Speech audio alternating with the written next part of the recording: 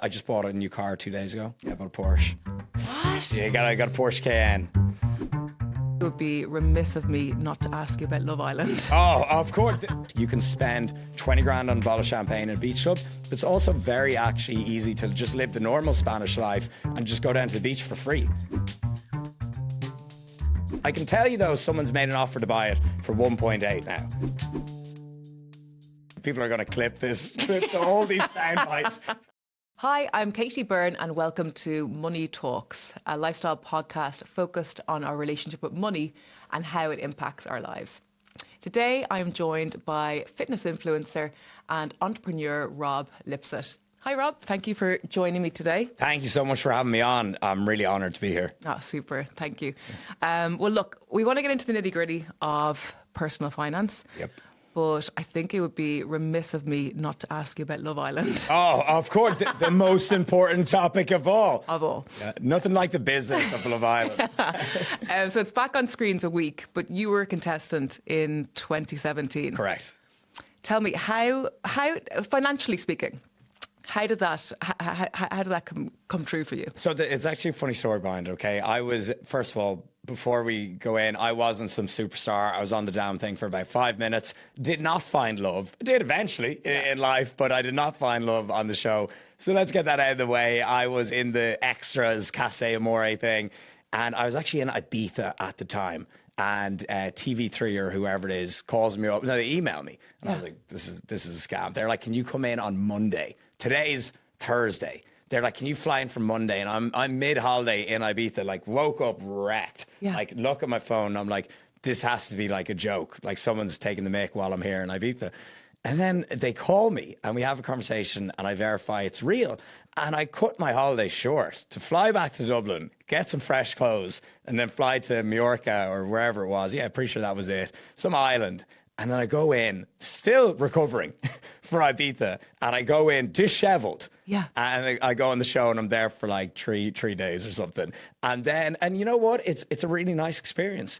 The food is top. Mm-hmm. I mean, that was my favorite part of the day. Yeah. I was mainly just at the buffet instead of chatting to women. You know, I was just like eating all the finger food and everything. And you go in and everyone's actually really nice. You know, there's very few people that I didn't get along well with, but you're not shown too much if you don't cause drama.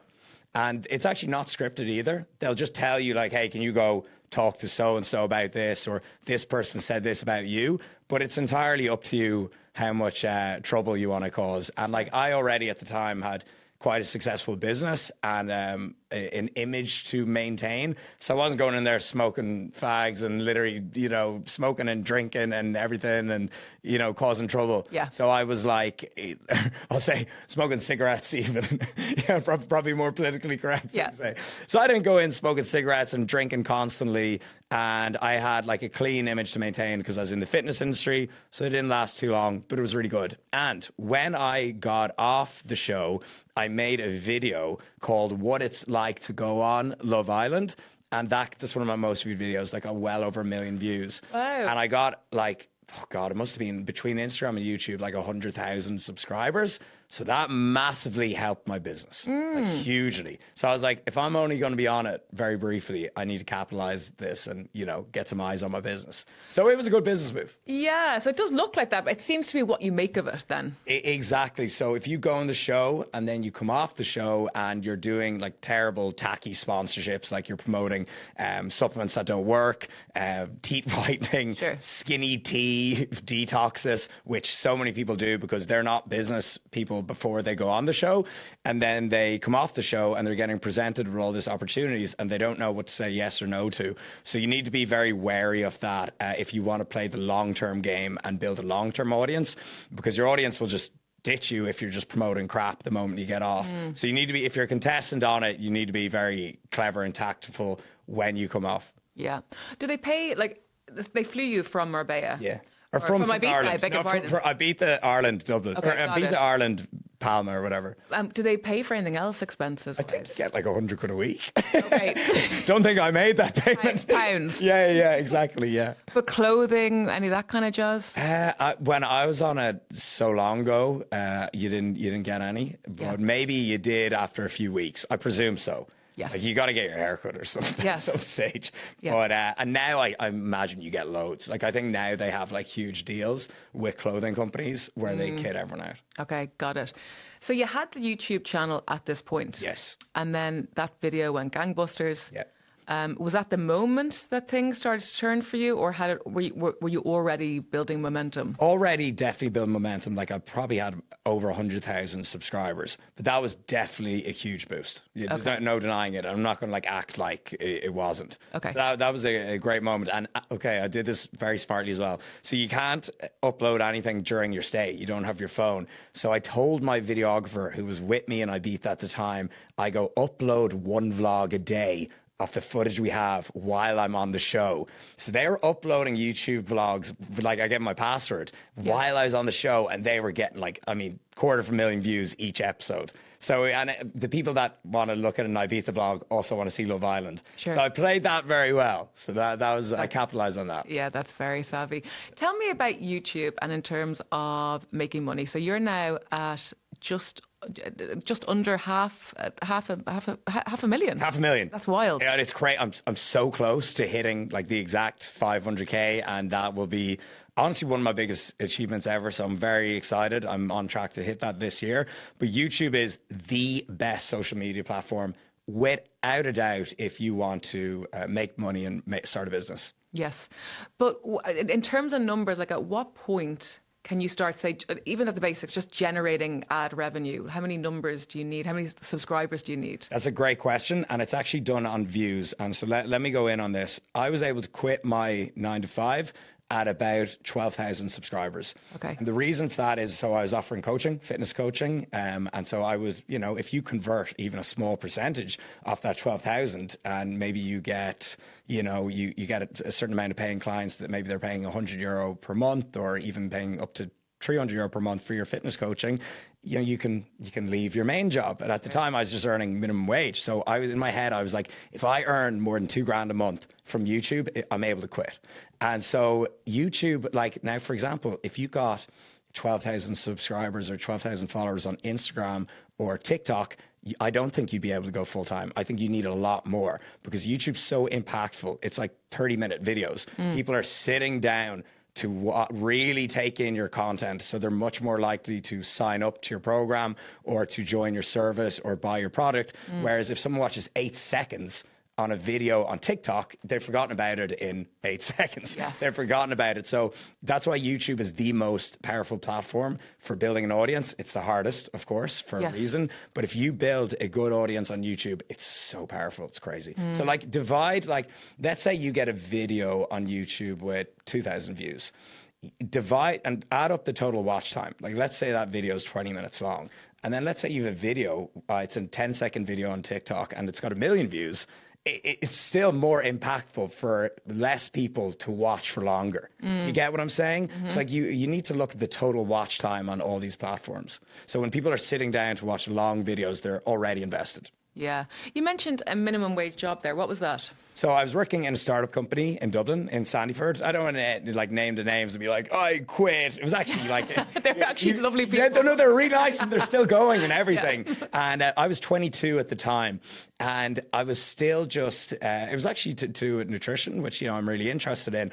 But I was so young at the time and I was still just kind of, you know, confined to an office desk atmosphere, which I felt like, I was like, I just think I can do a little bit more if I have more time. And so it took me like 2 weeks to work up the courage to like go into my boss's office and be like, I'm doing YouTube on the side. I'm doing fitness coaching on the side. It's starting to take off, so I'm gonna leave. And he was totally cool about it and really nice. So you know, it would be nice to be like, I walked in, I banged my hand on the desk, my T-shirt off. I was like, I please go. And he was totally cool about it. So that was it. You know, it took me about like I worked there for maybe like 6 months or something, and then it took me, you know, from starting my channel, it took me about 6 months to go full time. But they're really nice. Mm-hmm. We wish them well. Yeah, wish them well. They're still going. What's the worst job you've ever had? It would be... Okay, so I'd probably work in a spa. Okay. I don't want to say this, but I was just cleaning the back room and everything and working like very late hours, like, you know, very into the early hours. and I was making chicken fillet rolls, and I was so bad at it. I'll never forget, I went in, and it was like my first day on the chicken fillet roll station, and someone was like, I'll get coleslaw, obviously, and I was like, put my mitts in, my hand in, and I like grabbed all the coleslaw and like threw them on the chicken fillet roll, and he's like, do you want to use gloves, or? Oh, yeah.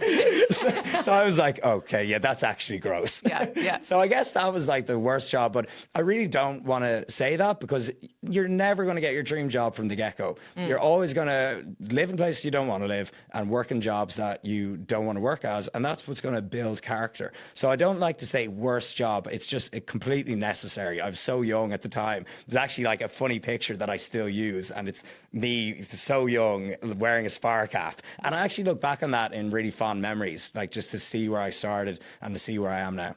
So if anyone's listening and you've got a job that maybe it's not your dream job, you don't have your dream car yet, or you don't have your dream house or whatever, like just honestly give it time and enjoy where you're at, because one day you're going to look back and you're going to smile. And you have your dream house now. I do. Yeah. So you did an interview with my colleague, Gabrielle Monaghan. Yes, lovely person. And you described your house, your villa in Marbella, as a reflection of the life you've built. Yes.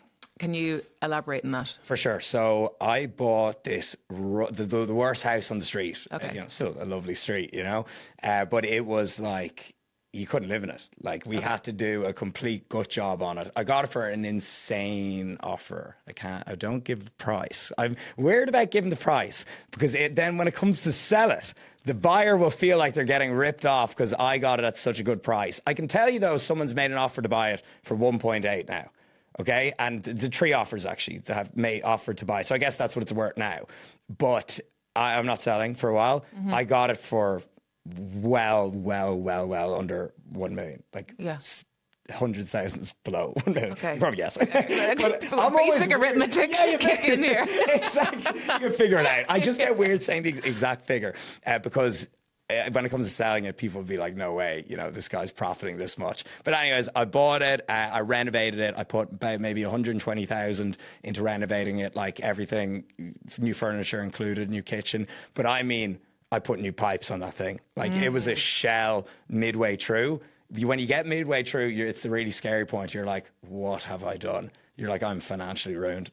And then it starts to take shape again. And then you're like, I'm a genius. You're like, I'm Dermot Bannon. Yeah.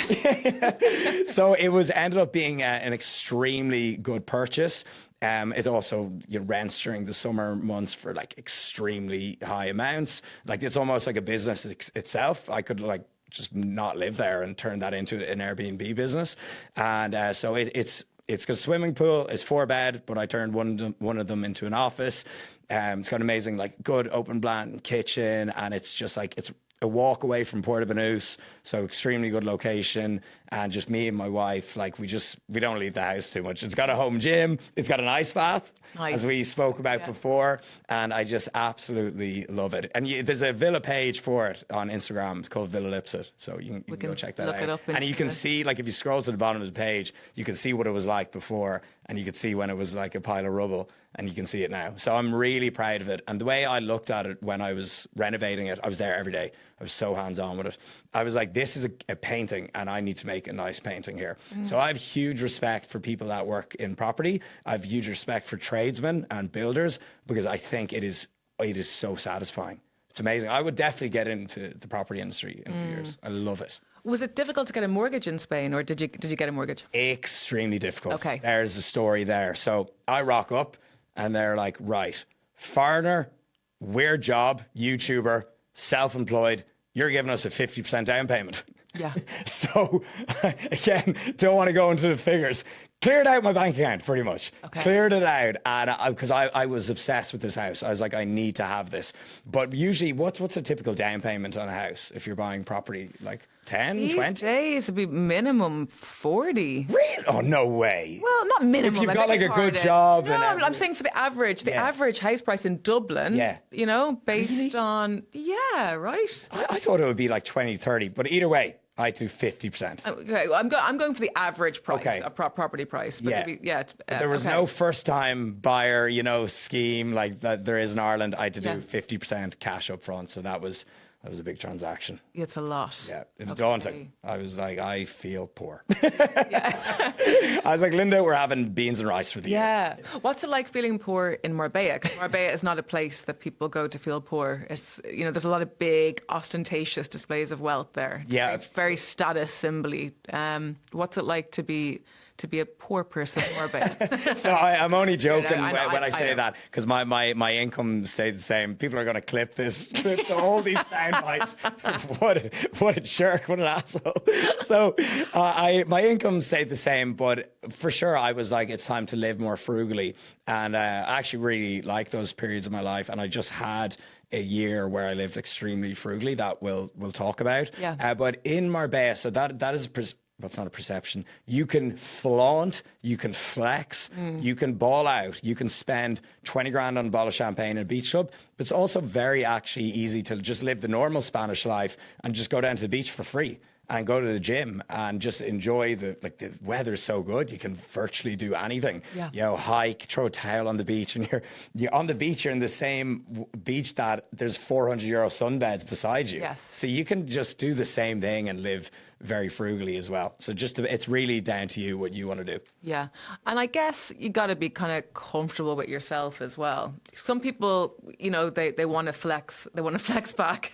Yeah. But I think if you're comfortable with yourself, you're not gonna feel that pressure. Yeah, I love that, exactly. And I think confidence comes from within, and it comes from setting goals and achieving them. And then once you do that, you know who you are. Yes, yeah. So tell me just a little bit about you and your relationship with money. Would you be a spender or a saver by nature? So I think money's so important to talk about. I think it's so weird how we're afraid to talk about it. I get it. It's kind of like, imagine we all had our bank account on display. It would be like Black Mirror. We'd all be like, judging and looking into each other's business. So I understand it, but that's not the way to educate yourself about money. And in my circles now, like I hang out with pretty much just completely entrepreneurs at this stage. We all talk about money. Like, hey guys, just had a 10K week. Hey guys, I'm launching this new product. Hey guys, like, what do you think about this? We're all so open with money, and that's helped educate ourselves and learn from each other so much. So that's why I loved coming on. I think the more we speak about money, the more we have uncomfortable conversations, the better. Me as a spender versus saver, I can definitely spend when I want. I love spending money on experiences rather than things. You will very rarely see me wear designer clothes. I just wear a black t-shirt 90% of the time. It's just like, Ned Flanders, if you open up his wardrobe, it's every outfit. That is literally me. It's like black cargos or tracksuit bottoms and a black t-shirt. But I do think spending money on experiences is great. I'm looking back on like the last 8 years, 10 years of spending money on nice things like travel and all that. I don't regret any of it. But there's times where like, I might buy like a t-shirt or a coat or a shirt that's overpriced. I'm like, that didn't make me any happier. And I've no memory of that. So when I want as well, so I just had an extremely frugal year the last 9 months as my wife is pregnant. We had our wedding in September 9 months ago, and then pregnant immediately. So I've drank like 4 times. Then she's drank 0. You'll be glad to hear. She's drank 6. So we've had the most chill time. I've not done one bit of travel that hasn't been work related and covered by the work I'm doing. And we've cut down like eating out, we've just, because when we're going on a date, we love to have a bottle of wine a glass of wine. And we love to have like glass bottle, a few cocktails, whatever. And now we're just home cooking. So I've had an extremely frugal 9 months. So is that all baby fund? All baby funds, exactly. Getting ready, being the best place financially for our little girl that arrives on Friday. Well, we'll see if she shows up then. And we're so happy. Nice. Like, we love it. I am so happy. If these are my keys to a happy life. If I can wake up in the morning, I'll do some fulfilling, focused work on something I'm passionate about, go to the gym, have a nice healthy meal after the gym, and then get out in nature. And that's all free. Gym membership, a few 50 quid a month, And so if I can do that, I'm so happy. I don't care about anything else. So I've had the last 9 months, that's all I've done, and I've saved crazy amounts, and I feel amazing. Brilliant. And it goes hand in glove with nesting, as they call it, right? Like, so it is probably, it's a good time to save. I love the word nesting. I call my wife the hen at the moment. Yeah, but exactly. Nesting our finances and our baby.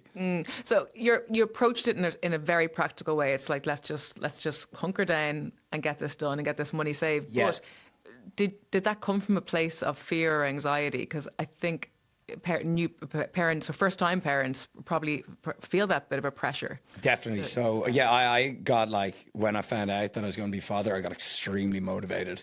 And like, no more messing around. It's time to get my businesses in the best place possible. It's time to get myself physically in the best shape possible, mentally in the best shape possible, and financially in the best place possible. And I'm like, me and my wife were like, oh, well, like, we can't go out and travel around, you know, so there's nothing to spend money on, really. And yeah, so we're like, it's time to grind and go into monk mode, as we call it. Yeah. And honestly, it's the happiest I ever am when I'm just focused on my work. Okay, fantastic. I'd like to talk to you about nutrition as well. Yes, please. That's actually my expertise. Okay, fantastic. I'm like an all right entrepreneur, but a great fitness coach. Okay, brilliant. So how much does it cost to look like you? Because there's a lot of protein to eat. There's a lot of gym going. Like, what ballpark? What kind of money are you putting into that on a weekly basis? Okay, so there's student Rob and there's current Rob, both equally as jacked and lean. Maybe student Rob was better. I'm getting old.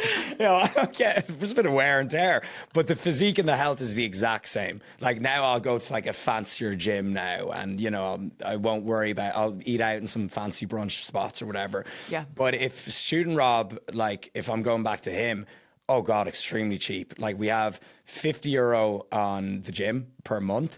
And then nowadays, like, you know, I have my wife as well. And I guess we're going to have a little one who's going to be getting whey protein in her bottles and some creatine in there as well. Yeah. But going back to when it was just me, God, maybe like €50 a month on groceries. And when you actually, I think the most expensive thing is eating out. And like ordering takeaways, Uber Eats, you're paying like tax, delivery fee. Like, by the time you put everything you want in the app and you Apple Pay it, it doesn't even register in your head, but you've paid like 50 quid for like a very nutritionally devoid meal. So I think when you just do your groceries, I always go Lidl or Aldi, or in Spain, Mercadona, really good as well. You do that and you just get like basic, nutritious, nutrient-dense foods, eggs, avocado, rice, potatoes, chicken breast, even some lean mince. Like, you don't have to get filet mignon steak. Yeah. You know, you get some cheap lean proteins. It's very cheap to live a healthy life. And, you know, going outside, walking and running. I'm hosting run clubs here in Dublin. Like, guys, show up. They're free, you know. And then there's so many gyms as well, budget gyms. Even you build your own home gym for cheap. You just like, what would if you were stuck for a few quid and you couldn't afford a gym membership, like, what would be the one piece of equipment you'd say to start with? Oh, yeah, that's a great question. And I would actually say a power rack. And a bench. And once you have like a power rack and a barbell and weights and a bench, you can virtually do everything. Squats, deadlifts, bench, rows, pull-ups. It's hit every angle. It's hit every direction. And I've got that in my house. And there's a lot of times where like I'll have loads of podcasts on all day, or I won't be able to like get to the gym even though it's like 2 minutes away. Yeah. And I'll just do a quick workout in my house, and like, it's the same thing, you know? I actually just like the act of going to the gym. Yes. You know, and getting out of the house. But if you have a power rack, barbell, and bench and weights, that's all you need. You're done. Dumbbells for a luxury. Yeah. And you mentioned Uber Eats there. Like, what would you order on Uber Eats? Like, what's a healthy Uber Eats? I'm just curious. I know it's nothing really to do with money, but I'd like to know. So the thing is, with eating out, there's always it's going to be cooked in a lot of oils. Even the sauces be covered in sauce, and those sauces will have a lot of sugar in them. So visually, you can't see sugar and oil on your food. So it might look low calorie, but it's actually a lot higher calorie than you think. And like, they're cooked in a batch. But like, I'll just, you know, kind of eat the same thing I'll always eat. Like, you can get a nice stir fry dish. Even you can order some good salads. I love Sprout here in Dublin. I always get them. Always just think high volume. So that's volume. Take up a lot of room in your stomach for low calories, and, you know, obviously don't starve yourself for low calories, or make your calories count, like make them pack a punch. So stuff that is going to fill you up, high protein, high volume, and you're set. Okay, Nice one. You're into cryptocurrency. Yes. Okay. What's in your portfolio? So I used to dabble in a few, all the extras like XRP, BNB, Ethereum, and then Bitcoin, of course. And now it's just Bitcoin. So you're a maxi now. Yeah, Bitcoin maxi. Exactly. And I'm proud to say, like, I always was like 80 to 90% in on Bitcoin. Sure. And the reason I got into Bitcoin, guy in the gym told me to, of course, gym solves all problems. Yeah. Gym is where all the breakthroughs in life happen. All my business connections happen. But I was always having trouble with old school banks.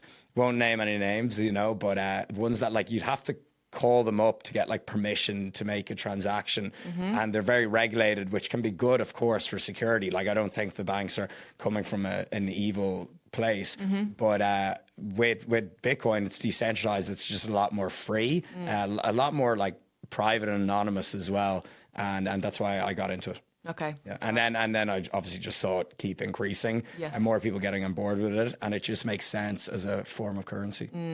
So what's your investment, like what's your investment horizon? Is this a lifelong investment for you, or do you see yourself trying to predict the end of this cycle and then jumping in again, or do you have a strategy? Yeah, so this is not financial advice. You got to do that as a disclaimer, but I'm extremely simple. Like I'm not checking the charts daily, or I'm not day trading. I've actually I've dollar cost average every day since 2017.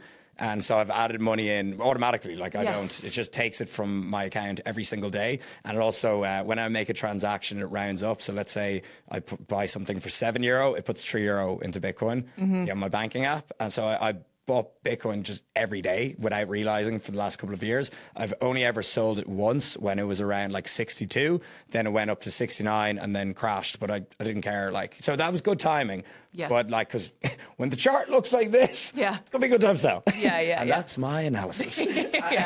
But every day I bought it, even when it shot down, just because I forgot to turn it off. But that's now been massively helpful. And I do the same with the S&P 500, and then I do the same with Amazon. Okay, so they're my three investments. Got it. Just to explain to people, so dollar cost averaging is you're putting you have a specific day or day of the week or day of the month that you put money in to an asset class, and the idea is that you're going to some days you'll be putting it in when it's up, some days it's down, and you'll find a certain kind of balance. So perfectly explained. So you can do like every day, so it'll be like one day, or you can do every 7 days, or you can do every month. Yeah. I would say it doesn't really matter because it all averages out over a long period of time. But every 7 days is probably all right, or unless you automate it. Yeah. But my best advice for investing like that is set it and forget it, because you will not, and even do that into your savings account. You will, because as humans, we'll get paid and be like, no, I want to hold on to that. Yes. I'll keep that. And it takes too much discipline to have to remember to do that every day. So if you automate your savings, you will by default become a saver. And that's the only way I can do it. But if you were into the alternative coins, so like you mentioned BNB and Ripple and all the rest of them there, surely you were looking at your portfolio 10 times a day. Yes, and I was like, this is taking away from my life, and that is essentially just gambling. Yes, that's you're just betting on a horse. I'm glad you said that. Oh no, completely. Yes. No, I'm very, very. I'm not a big mad trader or anything. Very level-headed. It's essentially you're just betting on a horse. Same with like when you're doing like penny stocks or these a GameStop, that whole ordeal. It's just literally gambling. You're just betting on a horse. Might as well call the horse BNB coin. Yes. I call the horse Ripple. Yes. Oh, and Ripple, he's running up the side now. Up Ripple. Yes. And he falls over the hedge and he broke his ankle. Yeah, so true. Yeah. What about like your greatest extravagance? What do you mention there? The clothes and labels wouldn't be your thing. No. But what do you cough up for? Yeah, so definitely the villa. Without a doubt, the biggest, the most, I've got a villa in Marbella. The most extravagant thing, but that is at the same time the best investment I've ever made. So it'd be that. I guess I just bought a new car 2 days ago. Oh, go on. Yeah, I bought a Porsche. What? Yeah, I got a Porsche Cayenne. Yeah. What? Yeah, literally 2 days ago. But I haven't bought a car in 8 years. So that was like this, quite a newish one, and it's like the sporty one, and it has the big wheels. I was like, Linda's like, because I was driving a Mercedes prior to that, and it was a 2-door. Yeah. And she was like, we're going to need a car. And I was like, this is a good I've got excuse. just the one. Yeah. I was like, oh, well, I've been eyeing up just the new dad wagon. It's a nifty little... Yeah, nifty little thing. So I get good timing with that question. So that was a big, like, extravagant, probably unnecessary purchase. Yeah. Porsches. I didn't mean to say that. I could have gone for something a bit lower end, but I wanted to treat myself. And look, if you buy a good quality car, it's going to break down less. It's going to be safer as well. So they're my two big purchases. And how did Linda feel about that? Was she like, did she get on board straight away, or was she like, it might not be the best time to buy a Porsche? I know, but she was kind of loving it. Passenger princess. Yes. She actually said, she was like, oh, Rob, you've worked so hard this year. You spent nothing. Yeah. I think you haven't bought a car in 8 years. Like, you deserve it, and go at it. Yeah. That was good. That made me feel less guilty about it. Yeah. What about financial regrets? Do you have any? God, there's been. I know I mentioned the bottles in the beach clubs before. Did you go in for all that? So on our first year, when we moved to Marbella, we were just out of lockdown. We got a little bit excited. Okay. Like, so we definitely went out more than usual. Yeah. And then, like, we're in a new place and it's always sunny and it's amazing. Definitely went out and spent unnecessary on, going out. I think going out is like, you don't even remember it. If you go hard enough, you virtually don't remember it. So that's definitely some regrets. And like, even have you done? I just need to know. Have you done the firework and the champagne? I have. Oh yes, you've done that. I've done that. Not the 20 grand one, but definitely I spent a couple of grand on a night out before. Yeah, okay. and I wake up the next day and I regret that. I'm definitely like, God damn it. I'm like, lads, I'm even going to chip in for that bottle. And everyone's offline. I'm like, all right, so just, send me that on. Here's my IBAN. And I'm like, oh, ghost town in here all of a sudden. So that's definitely a regret, and it doesn't bring you happiness. Yeah. It doesn't bring you any happy. You'll be way happier waking up fresh on a Sunday, hitting the gym, and then not being a shell of yourself. So I definitely think, and also, if you're not where you want to be right now, my advice is to stay in for 6 months. You're going to the same pub, same club every weekend. You're not going to miss anything. The same DJ is going to be there. The same people are going to be there. If you're not where you want to be, stay in, go to bed early, wake up early, focus on something that you know is going to bring you closer to where you want to be. Exercise, hit the gym, eat well, and do that for... People think it takes years to get where they want to be.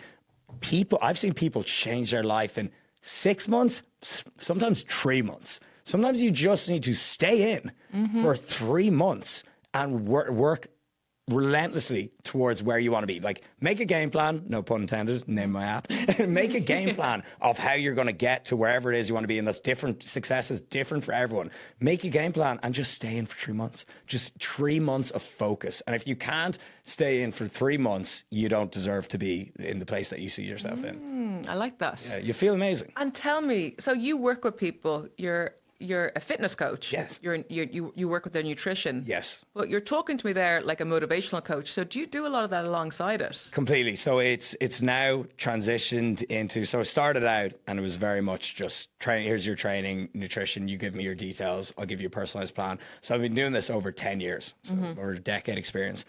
And that was at the beginning. And then as it evolves, especially now with AI, you just go to AI and be like, give me a training program, nutrition. So it's much more, you're actually selling accountability. You're selling accountability, motivation, and you need to treat your client as a human. Yeah. Instead of just being like, here's your program, see you later. Because nowadays, that is just anyone can do that. So with AI and everything, you're selling accountability and you're selling a human touch. And just my advice, if you want to be a good coach, just be a good human. Like, be someone that's nice to talk to, because people are going through so much in their lives and that will impact their day-to-day routine. And even like if you're stressed out, that impacts your nutrition. If you can't sleep at night, it's proven you're going to be weaker in the gym. You're not going to make progress. But it's actually harder to stick to your diet when you're underslept. You know, when you're just wrecked and you're just reach for something, your inhibitions are literally lowered. So you need to look at the client just as a human with a life and not just someone you're giving like a rigid training program to. And you have to be like, allow a certain amount of flexibility. You can't be like, oh, of course, this robot will stick to it. Yes. You have to just treat everyone as a human, just be a good human. That's the way you're going to be a good coach. And so now I've actually also, in the last year, so I put on events as well in Marbella and some in Dublin as well. Actually, most of them have been in Dublin growing up. I did my first one in 2018. And I'll just bring 10 CEOs and founders together, usually just like my most successful mates that I don't have to pay. And we'll just do it. And I'll put them on a stage and I'll MC the whole day, sell tickets, and they'll talk about their journey, get some sponsors involved, catering, and just make a sick weekend. And so I just had the most recent event in Marbella there, like last week, and it went extremely well. And so I've now transitioned into the business side of things where I'm helping people grow their online business. And I'm really enjoying that because there's only so much fitness content I can make, and I've been doing it for so long. So it's really exciting to do something new. And so I just launched like a new program where it's very a lot of coaches and PTs will come to me as that's my background, but it's people from every industry that I'm helping kind of move their business online and utilize social media. And so that's something I'm doing recently. I'm really loving it. Nice. It's a real refreshing project to work on. Good. You're a good man for reinventing yourself regularly. Always. So, and that's one thing. I've been on social media for 10 years. People are still watching, which, thank God. I've actually had in May, it was like my highest YouTube views in years. So it was a particularly good time. You always have to be up to something. You always have to be reinventing yourself and pivoting, or people will get bored of watching the same thing. So people see me have a baby now. I've got an influx of dads who are keen to see how I incorporate my training and nutrition while having a newborn.